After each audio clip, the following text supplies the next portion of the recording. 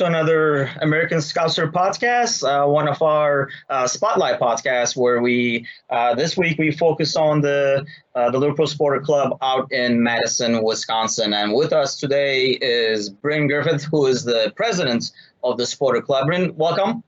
Thank you. Thanks for having me. Appreciate it. Thank you for joining us. I figured, we would kind of like start with talking about how you came about being a Liverpool fan. First of all, I mean, obviously you're like one of the founders of the Madison Sporting Club there. So how did your Liverpool adventure begin? How long have you been a fan? Mine began way back when I was a wee lad, growing up in the UK. I was born in the south. It's a little place called Woking, just outside of London. But my parents and like their family are Scousers, so it was never like it's something I always knew I was. Do you know what I mean? Like before you even were kind of old enough to know about it that much. So I knew I was a Liverpool fan. Because my parents were, and then I know how that works. It's almost like built into the DNA automatically. Right. It's part of the family code. So, and like I'm definitely glad it was that way, because my dad was the youngest of four brothers growing up in Liverpool, and all his older brothers were Everton fans. So he was like he was the one who was basically the black sheep of that family by deciding to be a Liverpool fan. Although actually my granddad, he says he was a Liverpool fan, but he wasn't really into football as much, to be honest. So my dad, when he was getting into football, he decided he wanted to be a Liverpool fan, and thank goodness he made that decision. And he's very lucky. He got to grow up going to like Shankly's beginnings, going to the games then. Kind of like not the beginning of Liverpool Football Club, obviously, but the beginning of it. Like they were the second division when he was supporting them, so he's seen them rise quite mightily. Well, there has to be some tense moments in that household, huh? At dinner. Yeah. No, I think because he was the youngest, they didn't really care. Do you know what I mean? He's the youngest. They're like, shut up, Gary. So, and how long have you been in the US? So totally 12, 13 years now. So I was in Chicago for 7, and then Madison just over 5 now. Gotcha. And I know you also, like we spoke before the podcast, and you were mentioning that you're one of the co-founders actually of the Chicago branch as well. So, and then when you just start the Madison one, once you went to Madison and you're like, hey, there's now one here, let's get it going. Yeah, basically, yeah, because it was such a huge part of being in Chicago. As soon as I moved to Chicago, I was like, all right, I want to bring some of my kind of home comforts with me, like, and that was going to watch the game at the pub, and so I found a place that I could watch the games at the pub. It was like it was a Chicago Irish pub downtown. Met other people, and then I was like kind of looking into it with them and saying like, oh, we should make this like we did the sort of the first things like to try and grow our numbers by just Facebook, Twitter, trying to get it out there that we all meet here, so try and get a crowd of people together to watch it together. And then as we were talking, like like maybe we should make this official. That'd be great, like because it was not really a huge thing, I don't think, back then. I don't know how many there were, but it felt like we were one of the first. Not one of the first, because I know that I think the couple in Boston and New York were around for a while, but it didn't seem like a widespread thing anyway. So it wasn't like an immediate thing that we thought of when we started meeting. It was just like as it came up that there was supporters clubs around the world. We thought we could make a local one, because I think there was already like quite a big American supporters club of Liverpool, Gotcha. but just very much US as a whole. So we were like, oh, let's do one here in the city, because there's other cities that have them. And then so yeah, it was such a huge part of that, like my life, I guess, in Chicago, like going to watch every game I could, which was pretty much all of them, especially back then, because I was a student for a long time while in Chicago. And so moving up to Madison, it was just like, well, obviously I'm going to need to find people to watch the game with, and then did the same kind of thing, like trying to find out where to go, trying to get other people to go there too, and then once we built it up, getting enough numbers to apply to be official, and we did last summer, not this summer just gone, sorry, the summer before. So just 2018, 19. Gotcha. And I assume, due to the size of the towns, is it a lot bigger of a challenge to do that in Madison compared to Chicago? Yeah, it's interesting because I think we have the same challenges in that you just got to get enough people knowing where. When I left Chicago, I know it was a while ago now, but you'd meet loads of Reds that had no idea that there was an official sports club in their city, and then the same thing happens here as well. So it's still difficult to get the word out, without a huge marketing budget like you obviously like to have.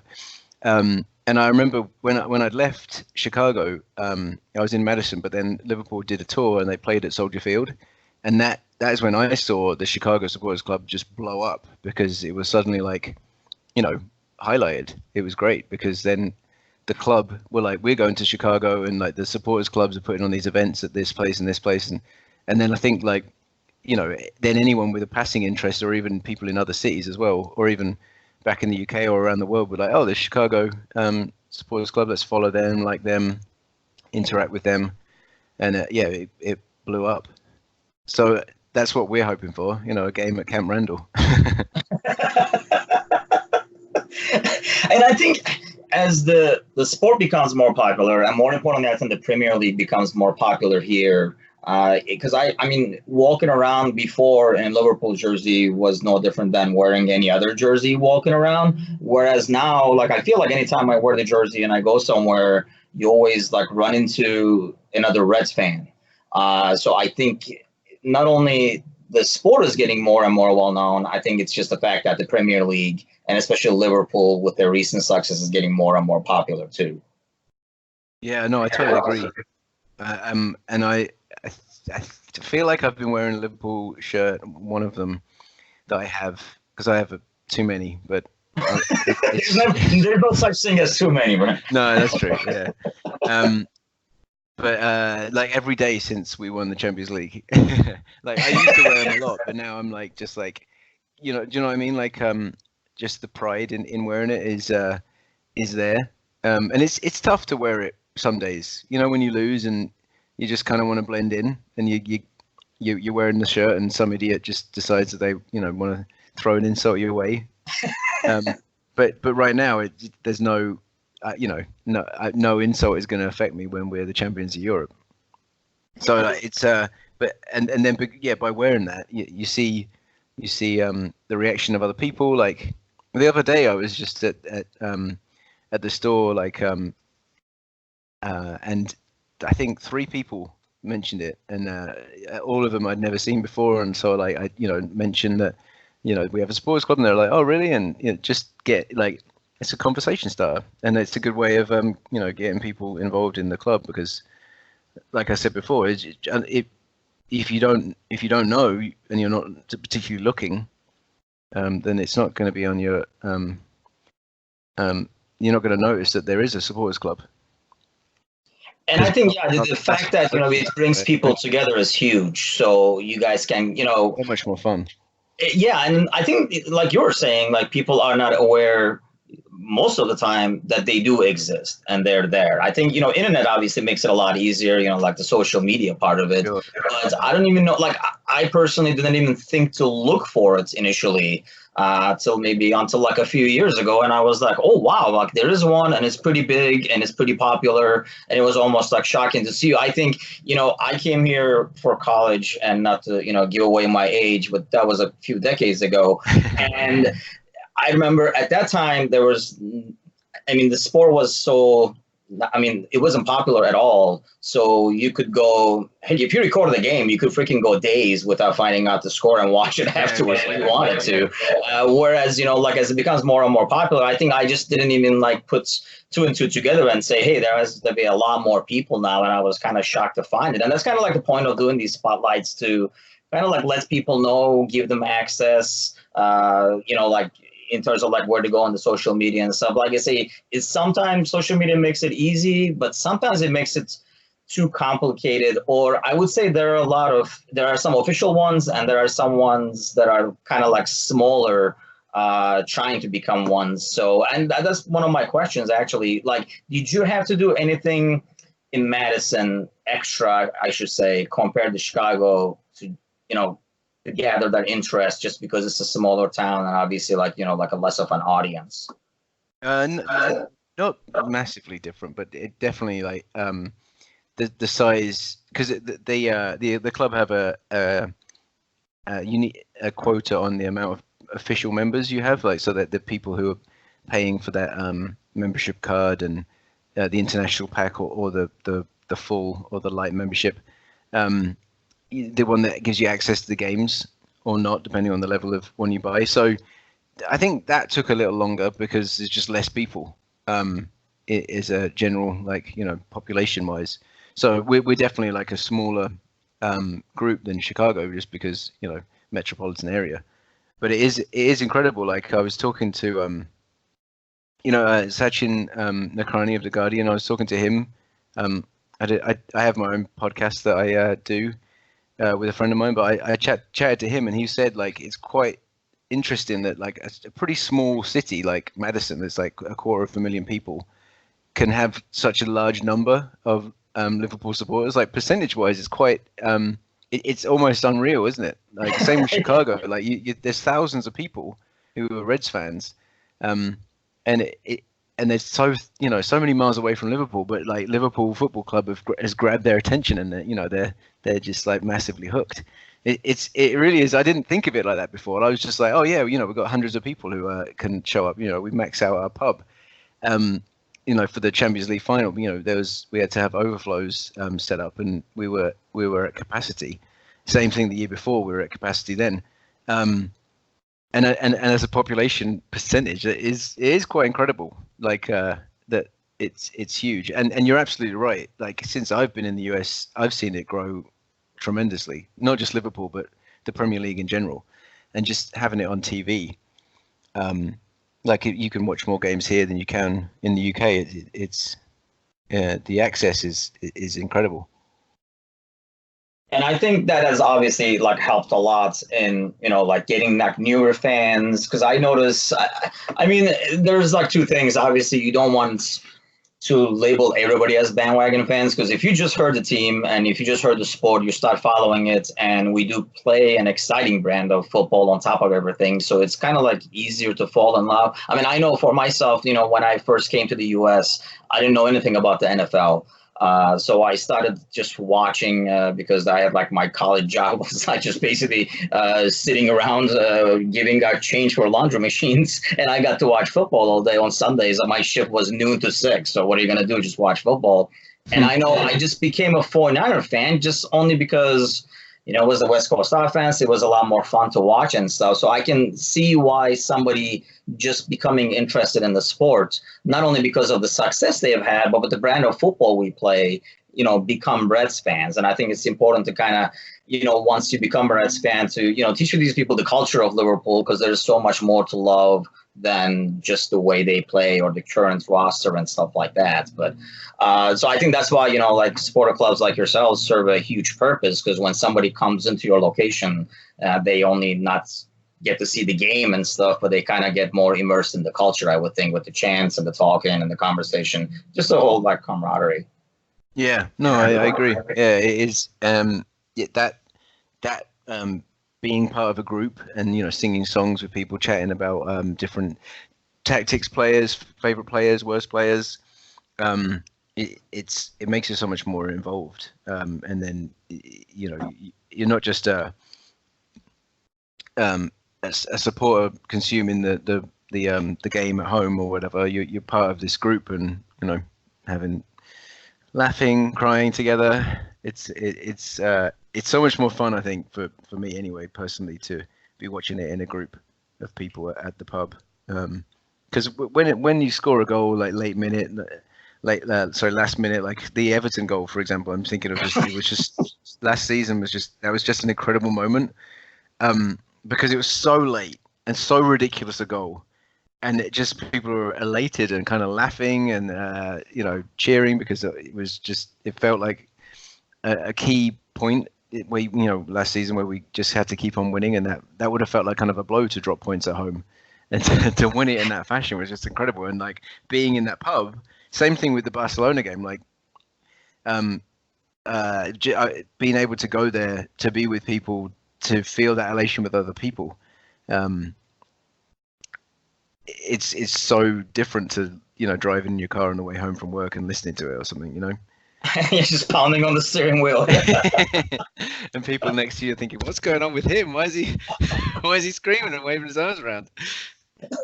So let me ask you this, because I've only been to Madison once, but I know obviously it's like a huge college town with like University of Wisconsin there. Does that bring like a huge turnover with, like students coming in and going kind of thing over the years with the Sporter Club? Yeah, that's interesting. I don't think we're capturing enough of the students, to be honest. So no, it's not visible, but I also think that that's something that we need to be better at reaching out to. Our supporters club is actually moving to a different bar. It's actually going to be the same bar because the bar is moving, so we're going with them. Oh, okay. And the location is closer to the university area, so it'll be interesting to see if we do start attracting more of the college student crowd. And yeah, I'm sure there would be a turnover then. And there's been turnover here as well, because there's some people who are students or recent grads who start working here when they first graduate, and then kind of gravitate to somewhere else or back home to where they actually grow up once they work for a bit. But yeah, I wouldn't say it's particularly noticeable, but there's definitely an element of it.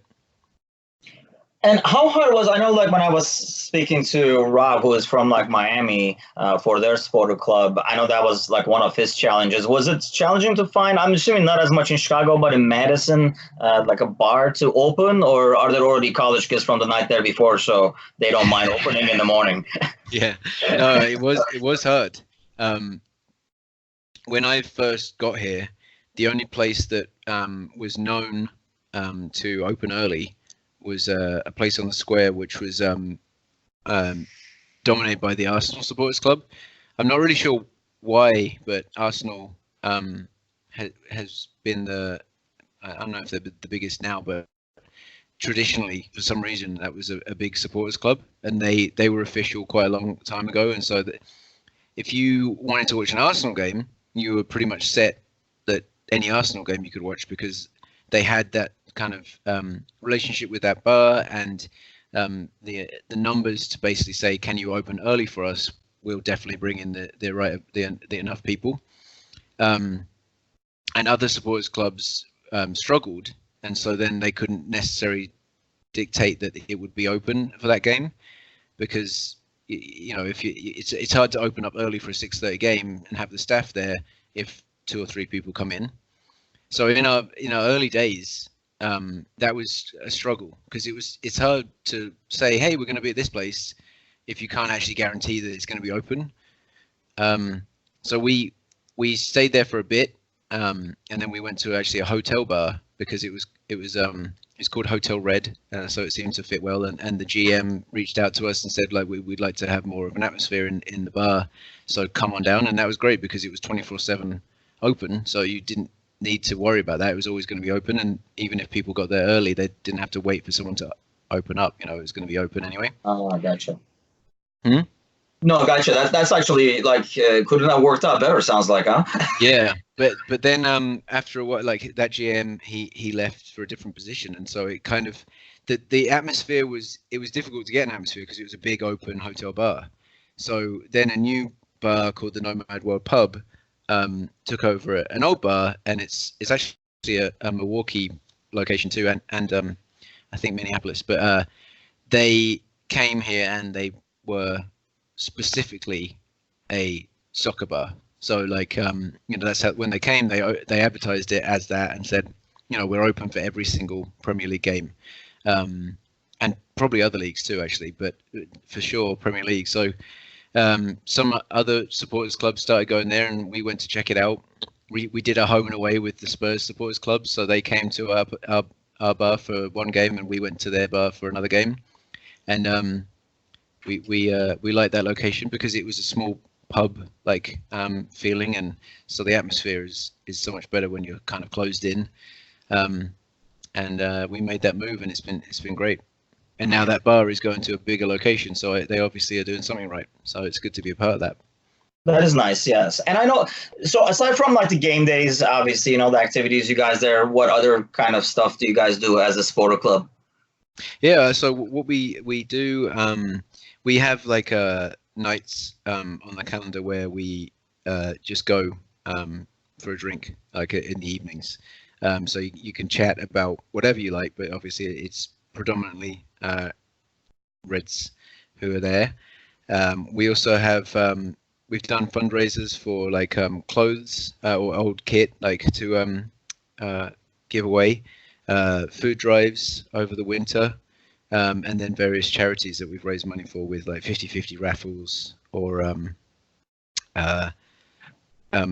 other raffles as well, like for goods like merchandise and stuff. Nice. I mean, that's like awesome community activities as well. So let me ask you, in terms of like setting up the supporter clubs, like what is one tip that you would give that you kind of found out the hard way, perhaps, as you were like kind of like co-founding the Chicago one or a Madison? Especially, I think your experience as setting it up in a smaller city is probably like invaluable to some, supporters out there trying to start their own. What is one thing that you kind of learned along the way and said, man, if I knew this, I could have done things differently and it would have been a lot faster or easier? Yeah, I think Madison being smaller, I think when we finally applied to be official last 2 years ago, I guess, but then became official in the summer of 2018. I remember thinking at the time, and like the group as well, were like, oh, why didn't we do this ages ago? Because it came together kind of well, but we had tried before, and I think in hindsight we did it right in that we waited until we definitely had the numbers, and had that. I think the location was right because it was a soccer pub, so people would come there anyway, even if they didn't know that we were necessarily going to be there. Whereas the hotel didn't have that same kind of foot traffic. So I think, I would say I think it was good that we didn't like force it and just try and kind of push it through in order to then like build numbers, like, do you know what I mean? Like sort of become official and then tell everyone there's an official group. We just had the unofficial group until we had enough numbers to be able to convert that to being official. Because it's organic in that sense. We've grown without we didn't put the cart before the horse, I think, if that makes sense. So it feels like a good group of people that have known each other a long time, and hasn't ballooned out of and become like difficult to manage in that sense. So I think we're growing at a good steady rate, which is good. That would be very hard to actually put into practice if we tried again, though. But yeah, I think don't force it. We just started with Facebook page and group. I think it's good to actually have both, because you got the page, which is more of the easier to find, and then the group is where like you can really interact with people, because it's easier to have good chat going on back and forth, to post things that people see, and then the page is easier to share, and then Facebook, Twitter and Instagram as well. So we're at LFC Madison for all of these things, or Facebook, would you just search for LFC Madison, and then you can interact with other clubs on Twitter and Instagram. Follow them, they'll follow back. It's great. The community, the Liverpool community out there on social media is great, and they're super helpful too. So if you're looking to start a group and you're in whatever city, you start on Twitter, you reach out to some of the bigger ones and say, hey, any chance of a retweet? We're trying to grow supporters in this area, just starting out, etc., and you'll definitely get people helping you. It's great. Yeah, that's like an awesome tip, for example. Yeah, to get the word out faster because there's a lot of, I mean, I know, I'm in like different groups, as like I meet people through, the blog or the podcast and stuff like that. And I do notice there's a lot of interchange between different cities because obviously people move and they kind of like take their ways over there. Like you kind of had to do when you went to Madison and say, hey, I need other Reds fans around me kind of thing. So Yeah. are there any specific advantages of being a supporter club? We have access to tickets, which is great because obviously that can be very hard to get. It's not a given. If you apply, you're not necessarily going to get it because it is still a ballot, but you definitely have a better opportunity of getting them than the other methods. And for face value rather than paying for hospitality, which is can get very expensive. So you would still need a membership card through the club though. So it's not just membership with us. You'd have to do that. We don't charge anyone for our membership, but so you would have to have membership through the club to actually get the tickets, but then we can help you to get them. And also for the pre-season tour that we just had, the club sent us, and they send us opportunities all the time, like for fundraising, for competitions that we can share with our group. Which is really cool to have a kind of a direct line to the club. They do listen and they do want our feedback. And so for the pre-season tour, as soon as they can tell us, and it's not always a huge amount of lead time, but because they don't know either, but as soon as they can tell us the events that are going on, they'll let us know. And then typically with those events, there's opportunities for special access to the open training. For example, in Notre Dame, a bunch of our supporters went down because Madison to Notre Dame is like 4 hours. It's not too bad. So we were able to get wristbands for them to go and see the Reds training session. And some of our members actually got to meet the players in Notre Dame and also in Boston. So just the opportunities like that is kind of like, very special once in a lifetime opportunities, and it's great that they can offer those. The women's matches were like, you could go to those if you reached out, and then some events like the New York event, the Boss Night, Jamie Webster, Legends events, those all required wristbands too. And so basically from my end, I let people know what events were happening. People let me know that they were going to be there, and then I asked the club, like, these people will be there, and then we got allocated the right amount of wristbands and stuff. Obviously, like I said, like not all of those opportunities people could go to because some of them were very fixed in numbers, because it would be hard to have thousands of people meeting the team before an open training session. But but the opportunities you get to do those things is incredible. So like that kind of stuff is what makes being official really special to the members of that particular group. Once in a lifetime opportunities that you wouldn't get otherwise.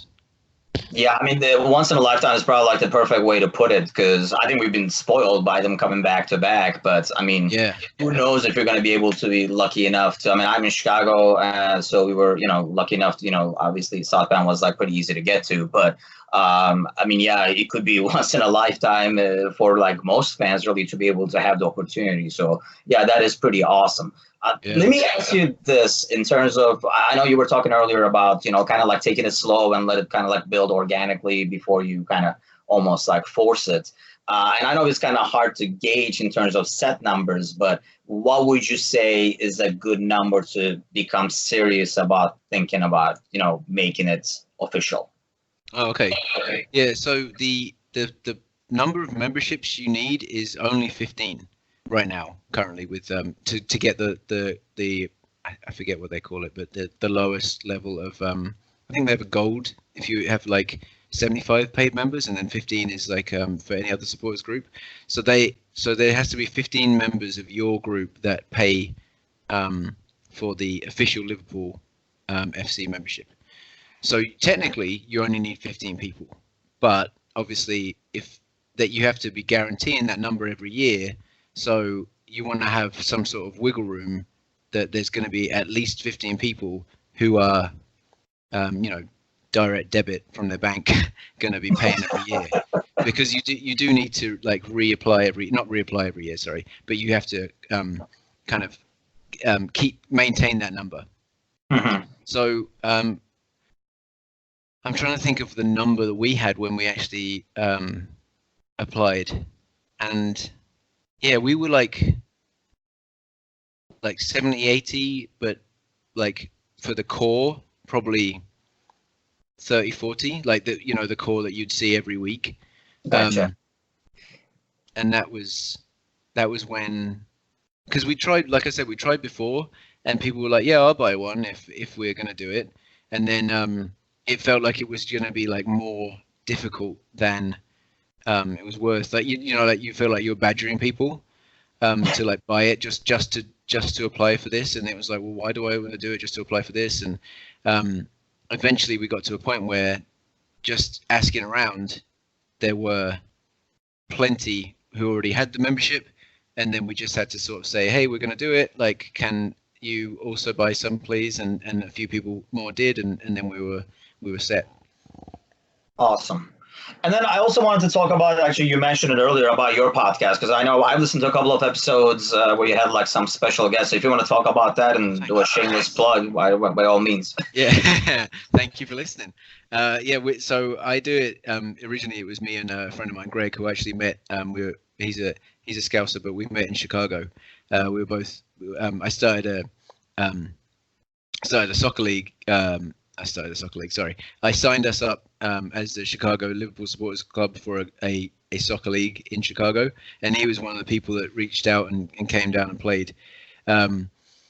So we just chat on the phone because he's down in Florida now, and it's a Red Mist podcast or Red Mist Radio. So Red Mist, you should be able to find it, and it's because we both used to like to get a little angry while playing football, so that red mist would descend, and we try not to moan too much, but yeah, we basically chat after the games and go through what we were feeling, and it's interesting because he played for Leeds in the youth system and never sadly quite made it professional, but he's like lived the life, at least to a certain age. So it's really good to get his take on things as well, as someone who played the game to such a high level. And then from there, like I've had some Sachin Lakrani said he would be on the pod on Twitter, and I didn't ever expect it to actually happen because he's a writer for the Guardian UK, and he's been on plenty of podcasts before, like the Anfield Index one, and he was on the Guardian Football Weekly. So definitely a step above just myself and Greg, but it was great. Yeah, he said he would do it, and then he followed through. So that was amazing to have him on, and that was great to chat to him because I did similar thing to what you did. Like we're just asking like how he became a fan. It's fascinating. That's always a good question to ask Reds fans, no matter who they are, where they're from. It's there's so many different stories. It really is interesting, like the unique reasons. Like I said on that podcast, I think, but like it's not like you choose the club. It feels like Liverpool chooses you, and there's something that something about the club that just hooks itself into you particularly, and then you're hooked. Yeah, I think you're exactly right. It is amazing as I talk to more and more fans and we do the podcast and, like through the Facebook group and stuff like that, the stories you hear, it's almost like no two are the same, especially for, there's a lot of people like yourself who didn't really have a choice. It was part of like the DNA, and it was kind of like you learned how to eat, and then you learned how to support Liverpool. I mean, it just kind of went hand in hand.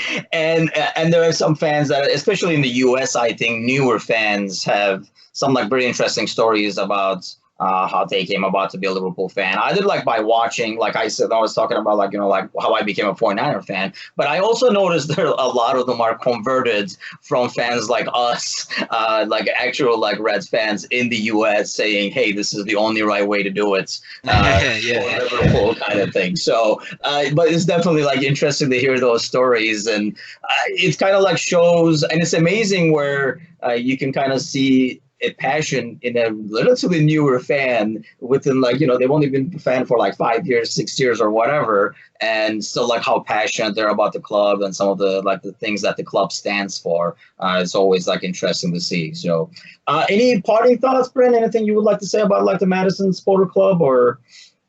Yeah, well, first of all, thank you for having me on, and what you're doing is great to get the word out there to more people. Like having that central place to find other pubs on the map. So if you're traveling around the country, you can find a place to watch and meet fellow Reds. That's awesome. So thank you for having me on this, and also allow me to shamelessly plug LFC Madison and the Red Mist podcast. But yeah, the LFC Madison, it's been just so fantastic to have that. Like it for me, like when I'm feeling homesick. That's Liverpool Football Club is like part of that, and even though I lived there for 4 years, I went to university in Liverpool, but like I'm not from Liverpool, but it still feels such a huge part of my life. So having that home away from home here, and having mates at the pub like can go and watch with, you know that the game's going to be on, you're going to see certain people, and just having a great time with them, and going down to South Bend was so much fun with some of the fans, and seeing all the traveling Reds. And I said this before on another podcast, but it was sincere. Like when I went back to Liverpool in at Christmas time last year. So I went to the Arsenal game at Anfield. Was that New Year's Eve? Yeah, I think. Or no, the 30th or 30th, whatever. It was amazing. Obviously to be at Anfield and to be back watching the game, it was a fantastic game too.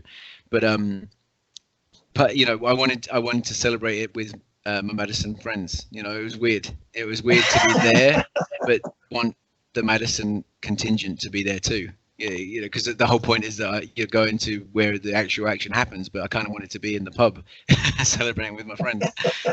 So yeah, it's great. It's great fun. Yeah, it's just definitely like another family to be with. So right. It's something that's awesome. Well, Brent, thanks for joining us. Thanks for giving us the time and telling us a bit about the Madison Supporter Club. And thanks to all for listening. Stay tuned for more of these podcasts where we do spotlights on different supporter clubs. And give us a follow-up on our Facebook group, Liverpool FC America, where you can have access to more information regarding like where Liverpool fans meet and when the games are and all that kind of good stuff. And of course, definitely join in the chatter as well. Bryn, thank you again for joining us, and everyone listening. Thank you for listening, and see you guys soon. Thank you. Thank you.